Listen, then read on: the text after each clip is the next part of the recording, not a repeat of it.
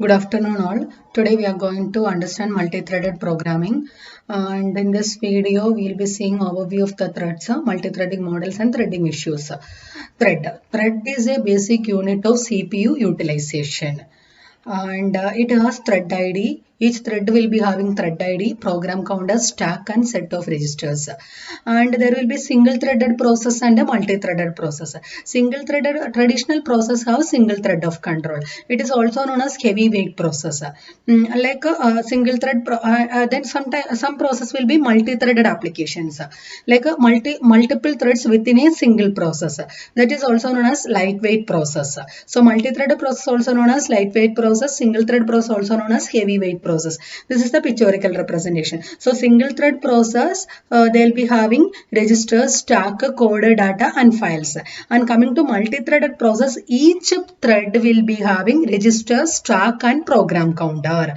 And code, data, files will be common. Code and data and files will be common, and each thread will be having registers and stack. Registers means program counter also. So see, this is single and multi-threaded process. And the benefits of multi-threaded process are responsiveness, resource sharing, economy, utilization of MP architectures. First one is responsiveness. Responsiveness like for example, I'll tell you web browser. If you take web browser, when we are opening on web browser, images are coming very slowly, right? Retrieving images are very slowly and data are retrieving very fast. That is the benefit of multi-threaded process. In web browser, we will be using multiple threads. One thread for to take care of images, another thread to take care of data. So one thread may provide rapid response while other threads are blocked or slowed down doing intensive calculations. Multi-threading allows a program to continue running even if part of it is blocked or is perform lengthy operation, thereby increasing responsiveness to the user. And next benefit is resource sharing. By default, threads share common data, code, data and other resources which allow multiple tasks to be performed simultaneously in a single address space. And the third benefit is economy. Creating and managed thread is much faster than performing the same task for the process. Context switching between thread is very fast. It will take very less time. And another benefit is scalability, that is utilization of multiple process architectures.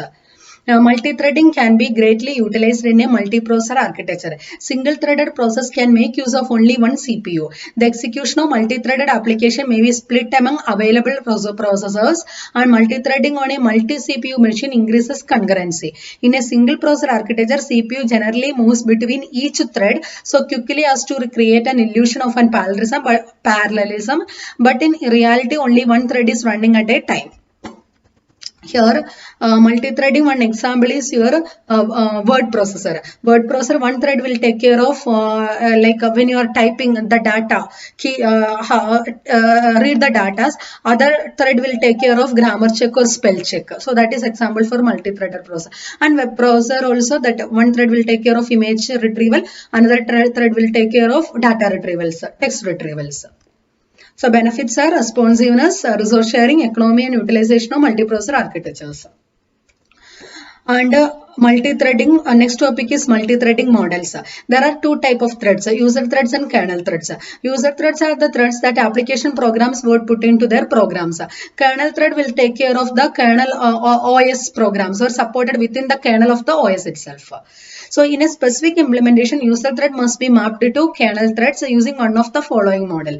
Models are many-to-one, one-to-one and many-to-many. So mapping of user thread to kernel thread using these models. So first one is many-to-one. Many user level threads mapped to single kernel thread. Many user level threads mapped into single kernel thread. But when you are going for this kind, suppose if there is only one kernel thread to take care of all this user thread, right? So if one user thread is calling blocking mechanism, the entire system will get failed, right? See, if a blocking system call is made by one of the thread, the entire process is blocked, thus blocking the other user threads from the continuing the execution. And at a time only one user thread can contact to kernel thread, can access the kernel at a time, as there is only one kernel thread. Thus the threads are unable to run in the parallel operations. At a time, only one user can work because there is only one kernel thread. This is many-to-one model. Next model is one-to-one model. Each user level thread maps to kernel thread. This is the example. Each user thread will map to kernel thread. Here, one-to-one model create a separate kernel thread to handle each user thread. And the problem here is there are suppose you have n number of user threads, that many number of kernel threads should be there, and that will be overhead. Managing that many kernel threads will be a overhead. But you can the previous one, the problem was blocking mechanism. Here there won't be any blocking mechanism because to this thread, suppose this particular thread is calling blocking mechanism, is only that one is blocked, other can work normally. So, one-to-one model overcome the problem listed above involving the blocking system call and the splitting of process across multiple CPUs. However, the overhead of managing the one-to-one model is more significant, involving more overhead and slowing down the system. This model places a limit on the number of threads created, because if you are creating n number of user threads, that many kernel threads should be created. That is not recommended. Next model is many-to-many model, allows many user level threads to be mapped to many kernel thread, allows the operating system to create a sufficient number of kernel threads. Here, many user threads are mapped to many kernel thread. It's not compulsory. If you have n number of kernel thread, you should have n number of kernel threads. It's not compulsory like that. Many user thread can map to many kernel thread. Users have no restriction on the number of threads created. In the previous case, one-to-one case model, there is a limit to create the number of user threads. Here, there is no limit or restriction on the number of threads created. Blocking kernel system call do not block the entire process because there are many kernel threads to take care. Process can be split across multiple processors. Individual processors may be allocated variable number of kernel threads depending on the number of CPUs present and the other factors. This model is also called as two-tier model. And next topic is threading issues. There are semantics of fork and execution system call. Like when you are calling fork and execution system call, what is happening? And when you are cancelling the thread, or how to take care of signal handling, what is thread pools, thread specific data, scheduler activations. So these are the important threading issues. We'll see one by one. First one is semantics of fork and execute system calls. Fork and execute system call. The fork system call is used to create a separate duplicate process when a thread program calls fork. So fork means a separate fork system call means one new process creating, right? But if the process is a thread process, how it is working? The new process can be copy of the parent with all the threads, or the new process is a copy of a single thread only. There are two options. If the thread invoke execute system call, the program specified in the parameter to execute will be executed by the thread created.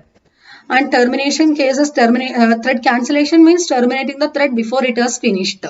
That is thread cancellation. There are two approaches, asynchronous cancellation and deferred cancellation. Asynchronous cancellation means terminates the target thread immediately. Target thread means which thread you are going to cancel. That is known as target thread. Immediately that terminated. Deferred cancellation allows the target thread to periodically check if it should be cancelled. And the next issue is regarding signal handling. Signals are used in a Unix system to notify a process that a particular event has occurred. And the general method for signal handling is a signal is generated by a particular event. That signal is delivered to a process, and that process is handling that signal. But coming to here threaded process means there will be many threads in a process, right? So there are different options. Either deliver a signal to the thread to which the signal applies, or deliver a signal to every thread in the process, or deliver the signal to certain threads in the process, or assign a specific thread to receive all signals for the process. There are different options to handle that signal. Next one is thread pools. So creating a thread, in between creating a thread or cancel a thread is a big overhead. So to avoid that problem, whenever the process create, that time they will be creating number of threads and will be keeping in the pool. So advantages is usually slightly faster to service a request with an existing thread than create a new thread. Allow the number of threads in the applications to be bound to the size of the pool. Next topic is thread library. There are three different types of thread libraries: POSIX pthread, Win32, Java pthreads. And pthreads, it is refers to POSIX standard API for thread IEEE 100 3.1c, and this API for thread creation and synchronization. API specify behavior of the thread library. Implementation is up to the development of the library and common in Unix operating systems. And next one is Windows XP threads and implements the one-to-one mapping, and each thread contain thread ID, register set, separate user and kernel stack, and private data storage area. And the register set a stack and private storage area is known as the context of the thread. And primary data structure of a thread include a thread, K thread, and TEB. TEB is for thread environment block. And next one is Linux thread. Linux thread refers to the as a task rather than thread, and thread creation is done through the system called clone, and clone allows a child task to share the address space of the parent task. And next one is a Java thread, and it is managed by the JVM. Already we have discussed what is JVM. And Java thread may be created by extending thread class, implementing the runnable interface. Hope all of you understood this part.